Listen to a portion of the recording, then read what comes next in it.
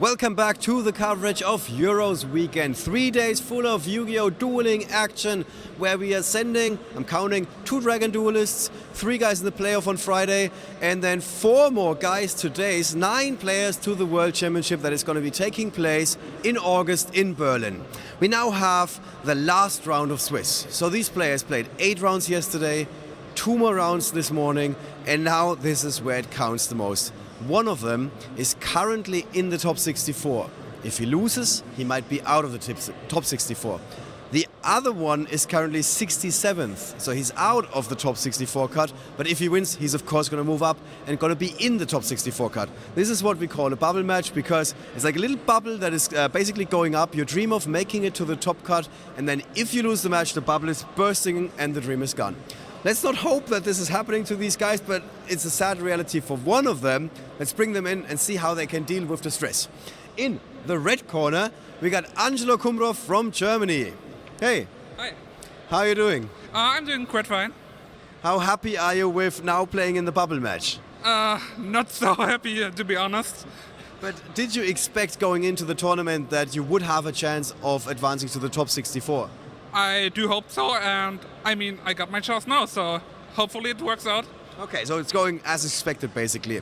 What was your day yesterday like? Did you win all of the 8 matches and then drop the first 2 today, or what was that like? I won my 5th round. I lost my 5th round and won everything else. So yeah, I lost my first match today.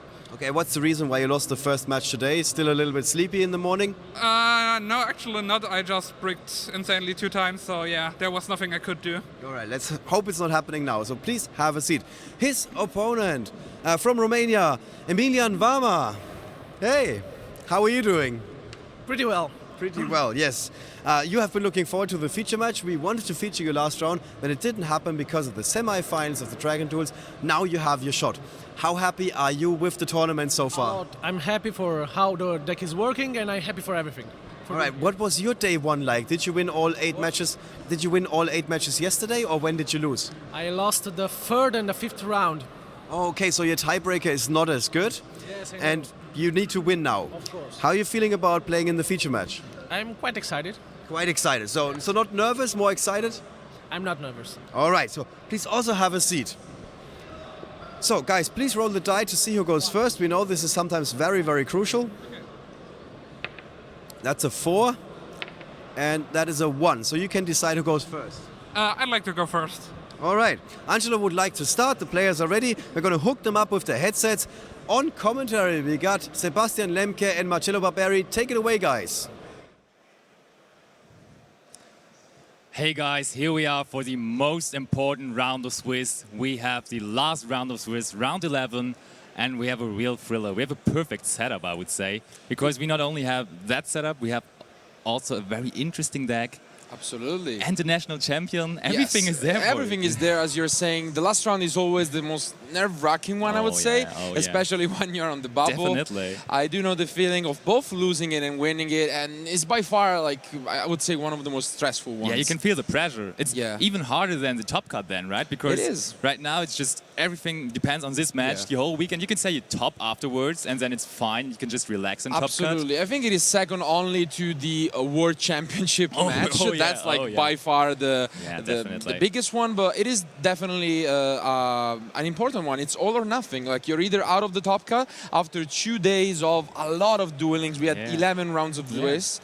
So as you were saying, though, we have some very interesting decks. Emilian, absolutely. He lives in Italy. I know him very well. He actually judged the Italian national championship because that made space for him playing the Romanian nationals. Exactly, where he actually won. So he's one of our national championships.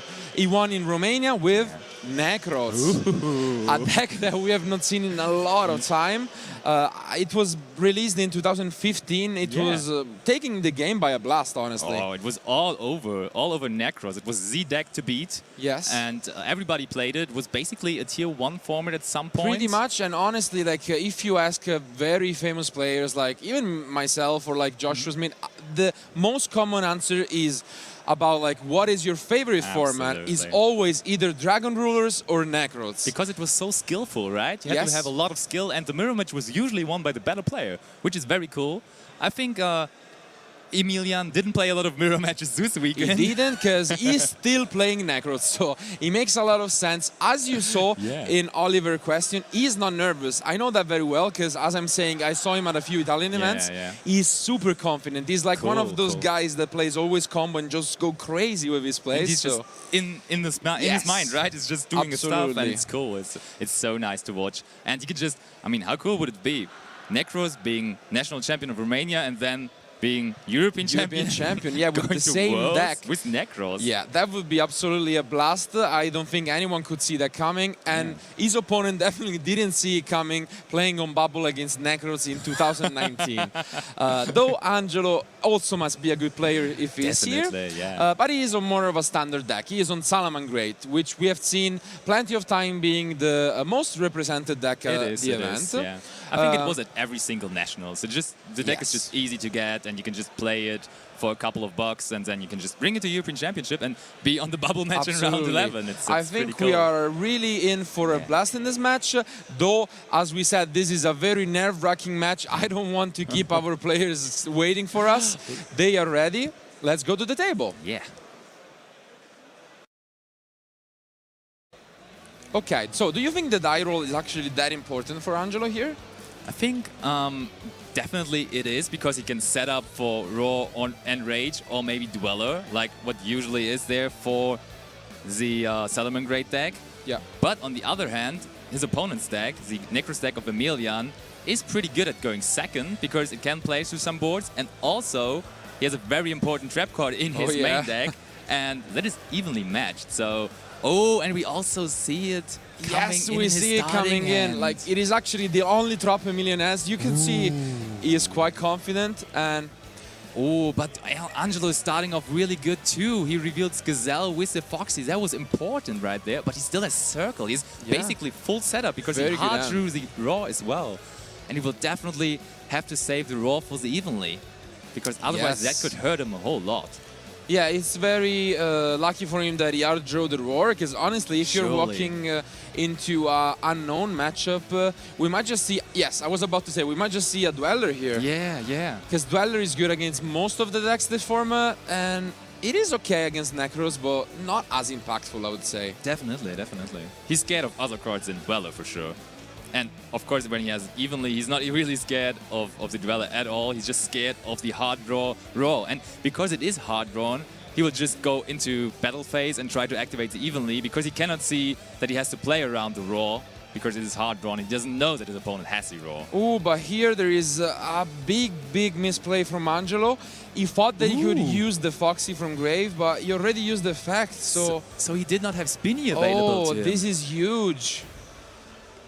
Wow. But I mean, that means that Emilian's evenly matched would not be as effective, so maybe he does not even want to activate it at some point. Possible, but yeah, definitely the pressure getting to Angelo here. Hopefully he will still be able to keep his nerves on check and recover from this, but definitely a bad miscalculation there. Anyway. We talked about it. It is just nerve-wracking to sit there. And also then the judges coming to you saying, hey, you have a featured match for this round, so everybody can watch you playing this bubble match. And look, we instantly rushed into battle phase, and evenly match was being activated and negated immediately as well.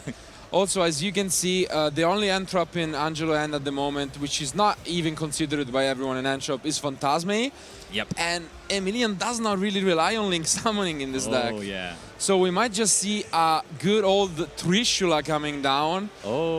Which I would love to see that.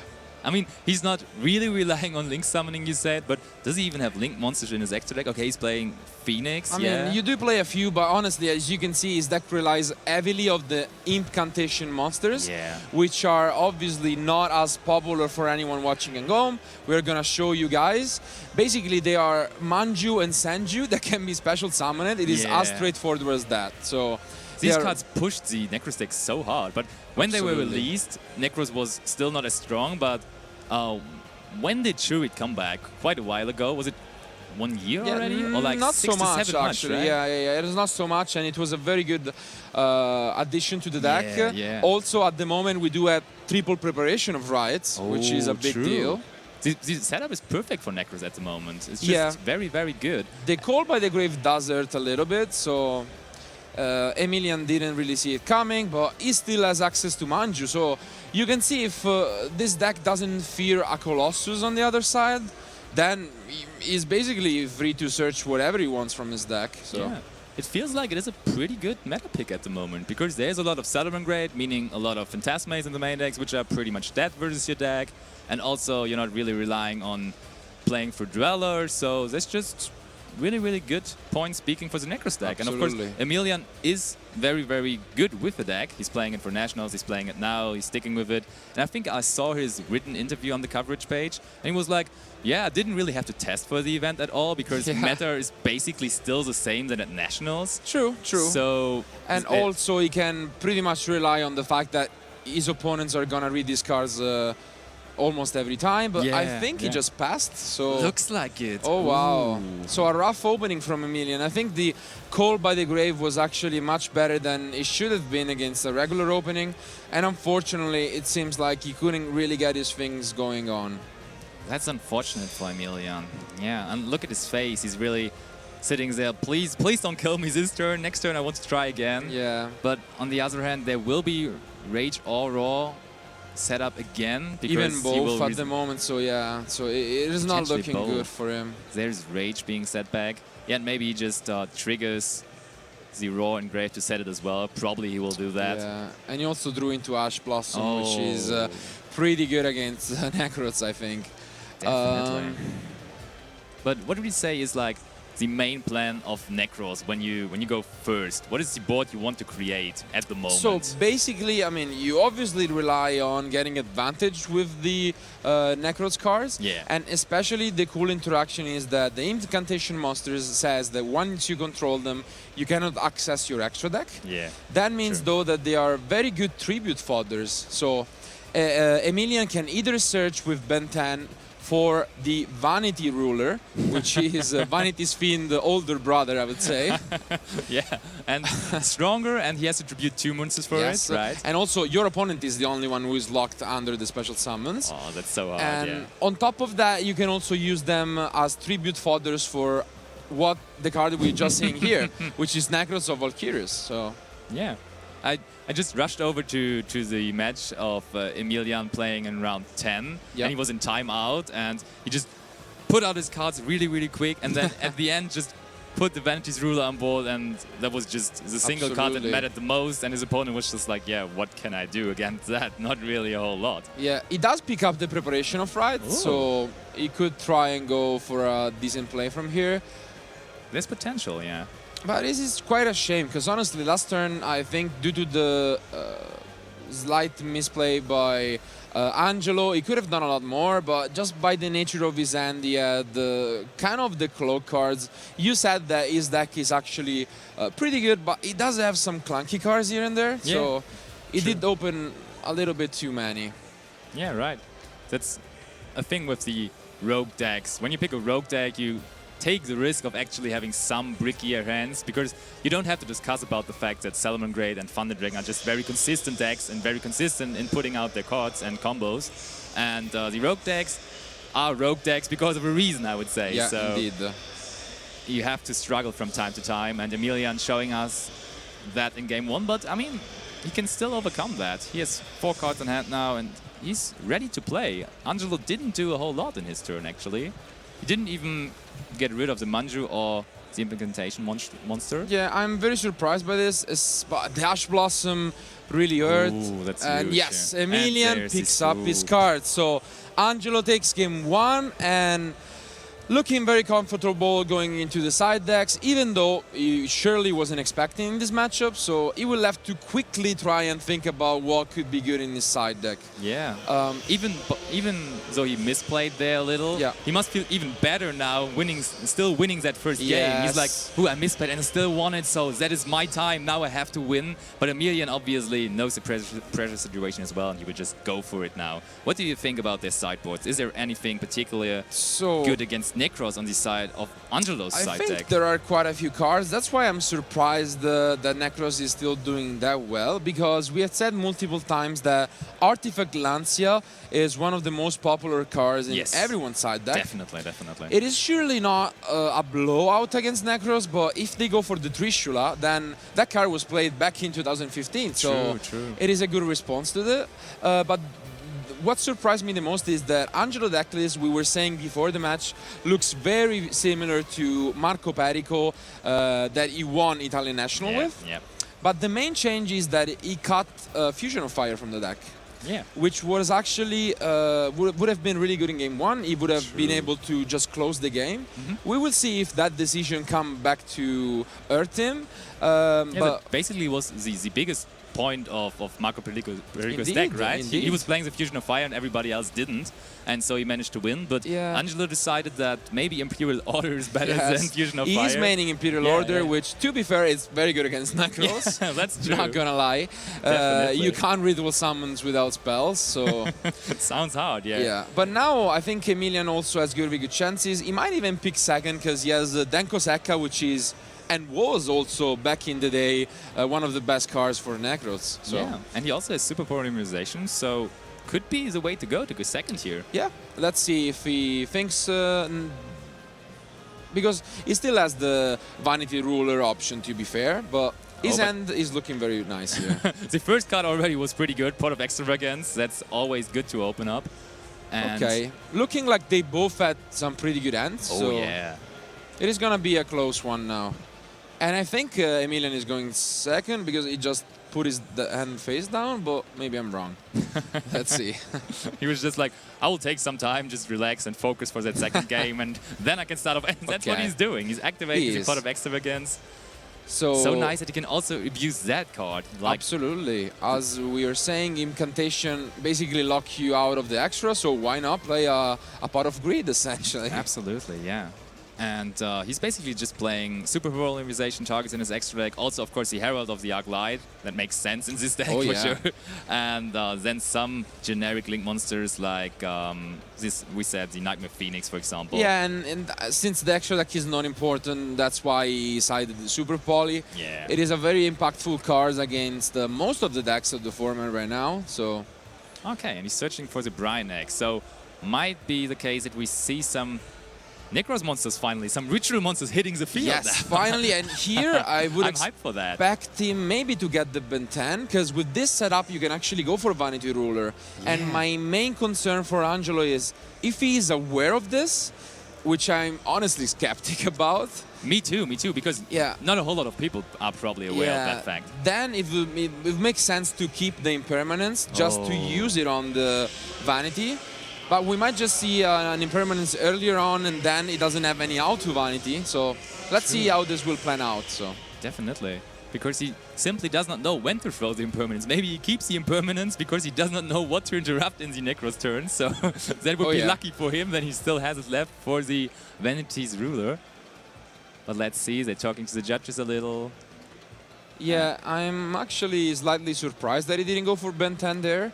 What did he go for? I think he went Unicorn, for Clausulas and then, Unicorn with the Bryonic. Yeah, okay. I think if you just go for Ben 10 there, then you can tribute it with Valkyries and get the Vanity Ruler, which against Salamangreat is pretty much game. But sounds good. If your opponent didn't hard draw into Rage, that should usually be pretty I think easy. he has another line where if he goes for the Kaleidoscope, then he can send to the graveyard the Herald and still get access to Ben 10 that way. And I'm not gonna pretend I know this deck better than Emilian, so I gotta stay humble in that. Oh, he shaked his head. Maybe he banished all of his... Oh, looks like he maybe banished all of his Heralds.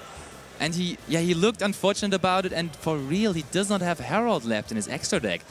That is a huge deal right there. This is a huge deal, and that's what we're picking up on. He passes, and if he realized that first, then he could have actually gone for the different line with Ben 10.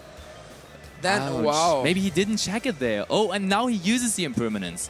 Trishula, though, comes down to protect it, but there is a second impermanence picked up, which you can use afterwards. Oh, yeah. Oh. This is going to be tough. Pretty good for Angelo now, because the effect of Unicorn now is negated finally. And Emilian says that, yep, Yes. I cannot do anything against it. Now you're free to play. And as we said, the hand of Angelo is pretty good. He can go mining, discard, spinning, which is the perfect setup for the Salamangreat. Very unfortunate. Emilian definitely should have checked his extra deck after the extravagance. Ouch. If he did, he could have ended on Vanity Ruler. Unfortunately, though, double impermanence was there, so I don't think that even mattered. But wow, what a blowout here. Impermanence, so good for him right there.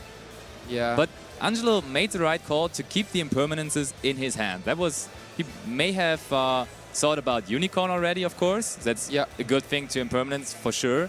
And also Vanity's Ruler would have been there too. So both good targets for the impermanence. Absolutely. But again, you gotta feel sorry for Emilian. Banishing triple copies of Herald with the extravagance is just absurd, I think. Yeah, I mean, that happens like, I don't know the exact math, but it happens at such a low frequency very that you banish rare. 3 cards Yeah. of the same monster card, I mean, and Herald in that case. I think I didn't do this single time this tournament. I played Aldo guys and I never banished Hextia, all my 3 Hextias. That That's never what happened I'm to saying. me. Yeah.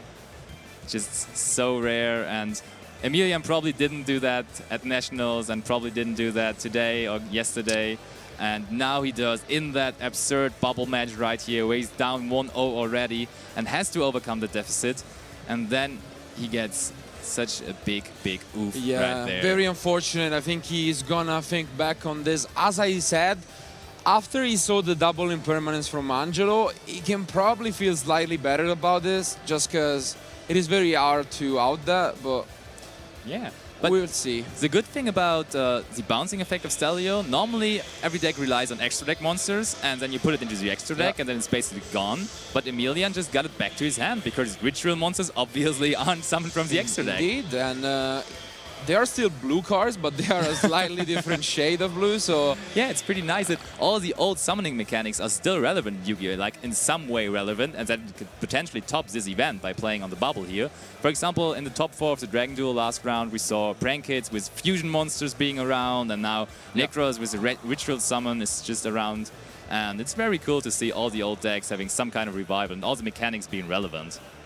Also, you have the Pendulum Summon being very relevant as well. I could definitely see some Pendulum decks toppings this weekend. I don't know, did you feature any Pendulum decks already? We did not, but there are a lot of Pendulum players actually being successful at the moment. Yeah, I saw so, that too. as you were saying, there are very good chances that we'll probably see some of them in Top Cut. Then we'll try to get them in for a future match. So.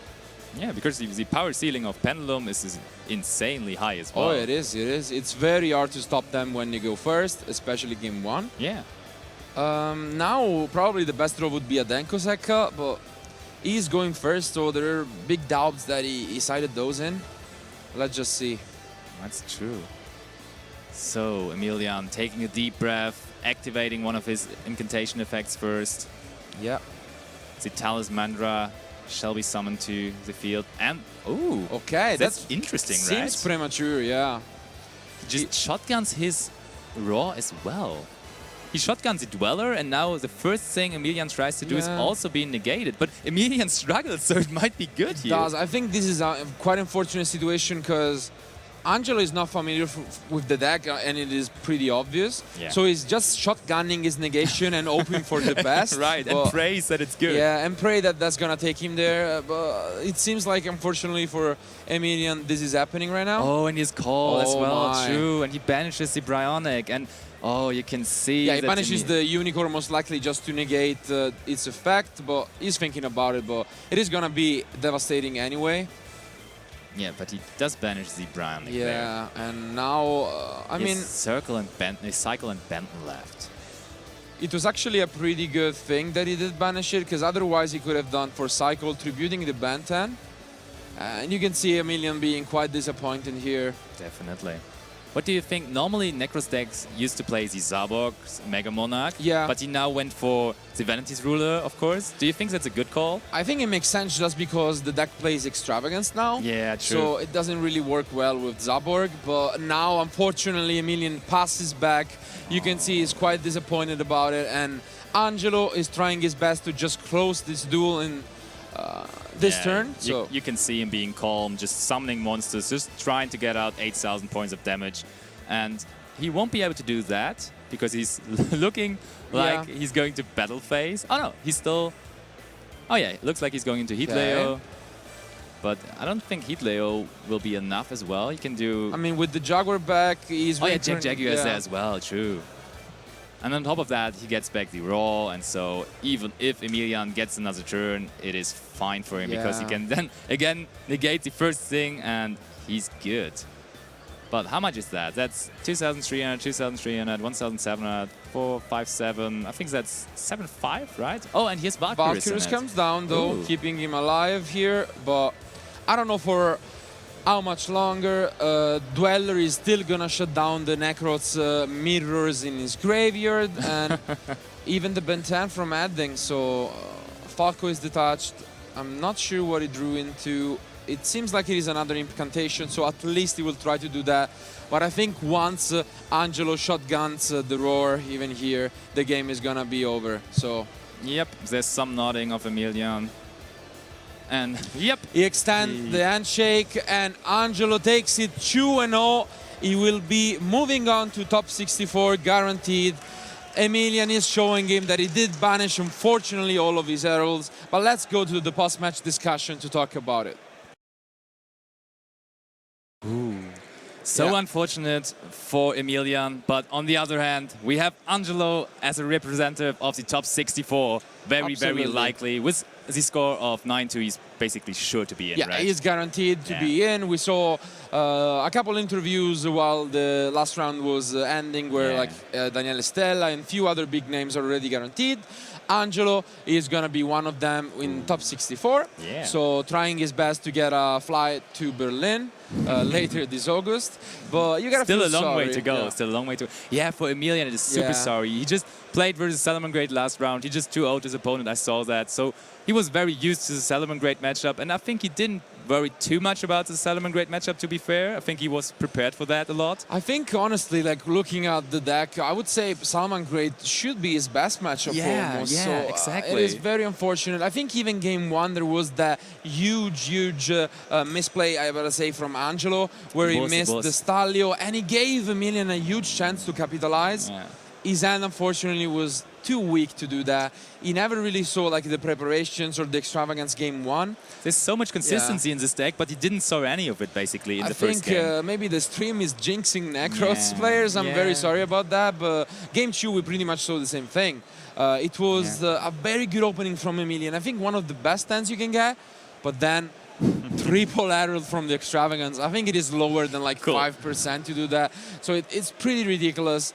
You gotta feel sorry for him once again. But he did win his national championship in Romania. He showed everyone that Nekroz is still a deck. He was so close to topping. Maybe he inspires some people to actually pick up the deck again as well. Because he still managed to do very well as a European European Championship. Absolutely, and to be honest, even a draw in this last round would have guaranteed his top cut.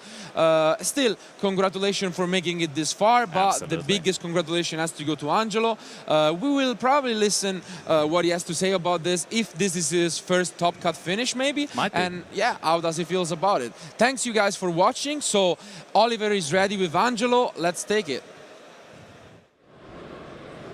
Thank you very much, Marcello and Sebastian. They actually have a question to you. Is it the first time you're in the top cut? Yeah, it's actually my first time. Wow, so the first time and then on the grandest stage of them all at the European Championship. Yeah. What does it feel like? It feels pretty good. You were nervous going into the feature match. Was there a moment in the feature match when you were calming down, you were like, I think I have this, I think I won the match? The moment I think I was when I drew my game 2 hand and I had double impermanence, because I kind of know Nekroz and I know they either go for Zabok, for Vanity's Ruler or for Christia, and with impermanence I could have stopped that, and then Right. And then were you still shaking? Were you still hoping that he doesn't have something completely out of the ordinary? After game 2, no. Okay, well, after game 2. After I defeated my opponent, I was sure I got one. Okay, so you're now in the top cut. As you said, for the first time ever. You're super excited. What's going to be your strategy for the next match? Are you going to try and calm down first? Or are you going to say, I'm going to take all the excitement with me into the top cut? I think I'm going to try and calm down a bit, and then hopefully it works out. Yeah, how hard is that going to be? I think it's quite doable. Okay. I mean, you still have some time. It was a pretty quick affair over here on the grand stage. You're now in the top cut with some of Europe's most accomplished players. And you also know what the metagame for the tournament is like. What would be your ideal matchup the next couple of rounds? What would you like to play against? I like to play Mirror because I'm rather proficient at that. And I think Orcus is quite a decent matchup as well, so yeah. So those are the two decks. What's the deck you really don't want to play against? Mind Striker. I can't play against that deck. All right. Well, if you're rooting for Angelo, make sure that the gods are not gonna be sitting him across someone with Mind Striker. So thank you very, very much. Best of luck in the top cut. That is it for the Swiss rounds. If you know anything about these large tournaments, this is when we need to take a break, because after the Swiss rounds we print out the standings, and they are preliminary standings. So all the players can check out whether they have as many points as they feel they should have. If they feel like, oh, I'm missing some points here, the scorekeeper needs to double check all the results, not all the results, but the relevant results, and make sure that everybody ends up in the place that they want to end up in, or have to end up in. Some people want to be in the top 64, but they can't be in the top 64. With that means that gives us 10 minutes. We do, however, have the great streaming setup this weekend where we can interview players live on the stream. And we also didn't really play any mini games today. So there are some other cool things that we can do in between rounds. If there is a player in the top cut that you definitely want to see on the feature match, let us know. We're gonna checking out the chat every once in a while and see if we find some cool candidates. If you know what they are playing, even better. So that's basically what's happening next. See you guys very, very soon.